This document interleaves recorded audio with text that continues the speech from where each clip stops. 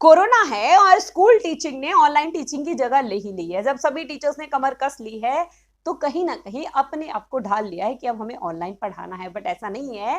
जब offline teaching में इतने सारे चैलेंजेस होते थे कि ऑनलाइन टीचिंग में आपके सामने चैलेंजेस नहीं होंगे। और सबसे बड़ा चैलेंज होता है अपनी क्लास को इंटरेक्टिव बना के रखना, अपनी क्लास को एनर्जेटिक बना के रखना।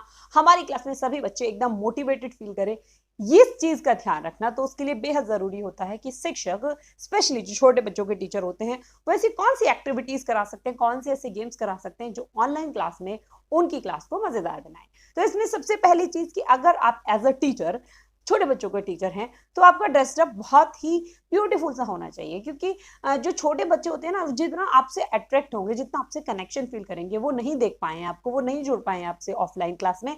तो ये बेहद मैटर करता है कि उन्हें दिखने वाली जो मैडम और सर हैं वो बड़े प्यारे से दिखें। दूसरा, आपका बात करने का, आप कितने भी गेम्स करा लीजिए, बट अगर आपका बात करने का तरीका अच्छा नहीं है, आपकी वॉल्यूम की जो मॉड्यूलेशन है वो है ही नहीं, आप बच्चे को पोयम करा रहे हो, चंदा मामा दूर के है, मतलब चलो मैंने थोड़ी सी गा दी, कुछ तो ऐसे। हाँ बच्चों, आज हम पोयम करेंगे, चंदा मामा दूर के पुहे पकाए घूर के। किसने कहा ऐसे बोलना है आपको? ठीक है। तो आपको उसमें मतलब आपका वॉइस मॉड्यूलेशन, जब आप छोटे बच्चों, मैं कह रही हूँ छोटे को भी नहीं, मैं आपको पढ़ा रही हूँ ना, मेरा वॉइस मॉड्यूलेशन आप देख रहे हो। Sometimes I am okay, what ever I am sharing, एकदम काम कूल, और समटाइम्स मेरे एक्सप्रेशंस और जो मेरा वॉइस का पिच है वो हाई चला जाता है, लो चला जाता है। तो दैट मैटर्स कि लोग आपकी बात कितने अटेंटिवली सुनते हैं। अगर ऐसा हो जाता है कि आपके बच्चे आपकी क्लास में थोड़ा सा भी झपकी मारने लगे, सोने के बारे में सोच रहे हैं, तो ऐसे चुटकी से जब आपकी आवाज की रफ्तार ऊंची जाती है तो बच्चे जग जाते हैं। चंदा मामा दूर के, अब आगे आप गा लेना, मतलब मैं पूरा आपको गा के और नाच के नहीं दिखा रही हूँ इस पोएम के बारे में। और भी बहुत सारी पोएम्स है जो ऑलरेडी मैं अपने चैनल पे शेयर कर चुकी हूँ आप लोगों के साथ कि कैसे इवन रियल क्लास में भी आप कैसे पढ़ाना चाहिए किसी पोएम को, किसी एक्टिविटी को। उसकी भी ढेर सारी वीडियोस आपको इस चैनल पे मेरे मिल जाएंगी, आप उन्हें लाइव देख सकते हैं कि मैं अपनी एक्चुअल क्लास में किस तरीके से पढ़ाती हूँ। तो इन सब चीजों को आपको बेहद ध्यान रखना है। अगर ये सब चीजें आप ओके ओके लेके चल रहे हैं, तब आती है गेम्स की बात। जैसे ही आपकी क्लास आती है, आपके बच्चे आपको ऐसे, कोई ऐसे लेटा मिलेगा, कोई ऐसे, कोई खाता हुआ मिलेगा, कोई चेयर पे लेटा हुआ मिलेगा, ठीक है, कोई अपना फोन लेके इधर उधर घूमता मिलेगा। नो, सबको फोन साइड में रखवा के पहली एक्टिविटी, जब भी आपकी क्लास शुरू हो रही है, आपको बच्चों को स्टैंड अप वाली पोजीशन में डाल देना है। ध्यान रखना जरूर जरूर जरूर ऑनलाइन क्लास में, क्योंकि बच्चे का पता नहीं मूड कौन सी दुनिया में होता है, लगता है क्लास आई और क्लास गई, उसे कुछ पता ही नहीं होता। और ऑनलाइन क्लास तो हो ही रही है, तो बहुत जेन्युइन है।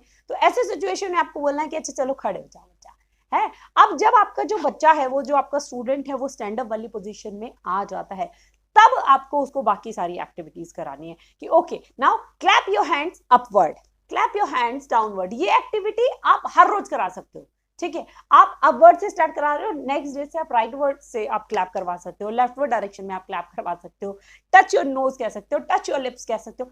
और सबके कैमरे ऑन। थोड़ी देर सब बच्चे शोर मचा रहे हैं, क्लास के कुछ सेकंड्स का काम होता है, इसमें आपको बहुत सारा टाइम वेस्ट करने की जरूरत नहीं है, कुछ सेकंड का काम होता है ये से। जब आपने करा दिया, okay very nice, now all of you just clap for yourself, a big round of applause for yourself. सारी क्लास एकदम हू हा हल्ला, ओके फाइन। अब अपने पार्ट से आप सबको म्यूट कर दीजिए।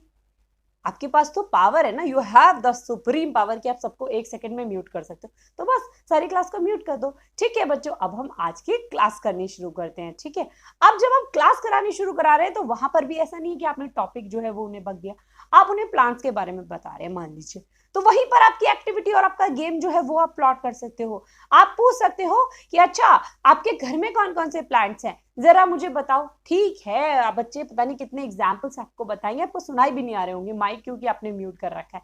बट आप कमेंट्स में लिखवा सकते हो बच्चों से, जिससे वो इंटरेक्टिव रहेंगे।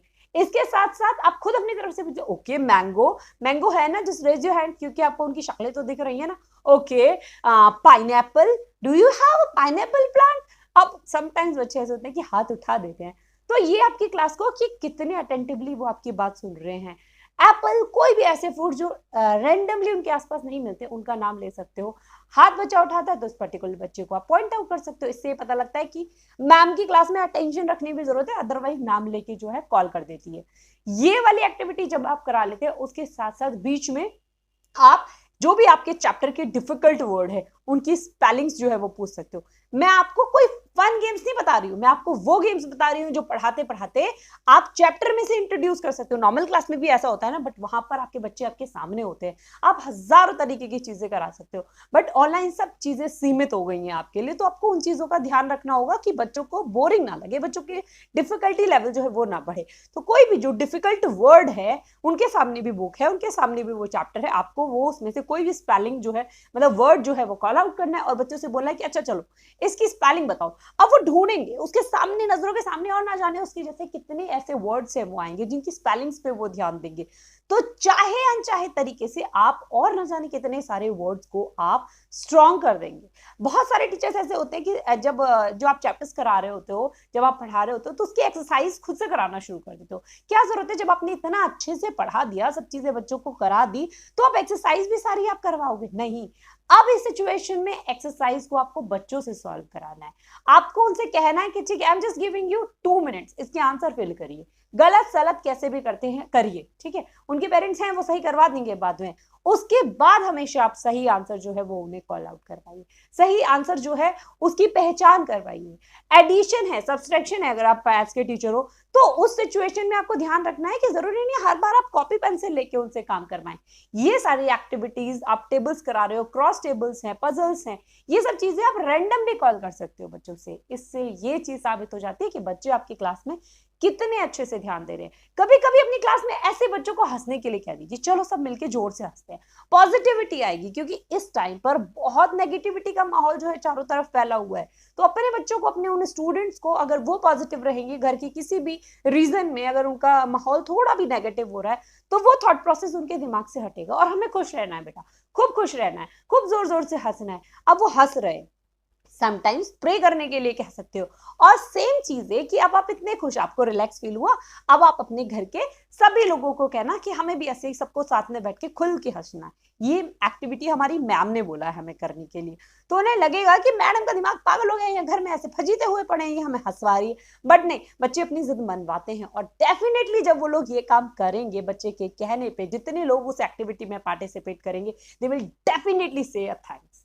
वो मन से जरूर कहेंगे कि चलो मैडम के कहे की वजह से ही सही हम सबके चेहरे पर स्माइल तो आ गई। इसके अलावा अगर आप वीक में कोई क्रिएटिव रिक्रिएशनल एक्टिविटी, कोई थंब इंप्रेशन एक्टिविटी, कोई ड्राइंग एक्टिविटी, अलग अलग डेज आते रहते हैं, उस तरह पे पोस्टर मेकिंग एक्टिविटी करा सकते हैं, रोल प्ले करा सकते हैं अपने चैप्टर के अकॉर्डिंग जो भी है आप उससे रिलेटेड पहले इसकी इंफॉर्मेशन, आपको प्रायर इंफॉर्मेशन देनी होगी।